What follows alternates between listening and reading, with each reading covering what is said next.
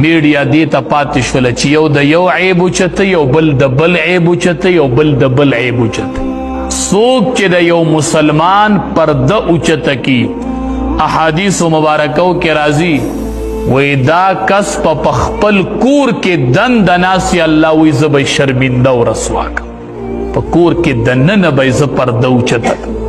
کور کې به ناسی او شرمنده بشي دی به د ځان حفاظت کوي او زه به یې په کور کې شرمنده کړم. او چا چې د یو مسلمان په عیب باندې پرده راواچوي د مسلمان په عیب خبردار شو او په هغه یې پرده راواچوله حدیث مبارک کې راځي رب العالمین به پې د قیامت په ورځ به پې الله وی زه پرده راواچوم چې د قیامت سخته ورځ ده هلته به د ټولو خلقو نه پردي اوچتیږي. پلانکې د پلانکي زوی همیشه دپاره کامیاب پلانکې د پلانکي زوی همیشه دپاره ناکام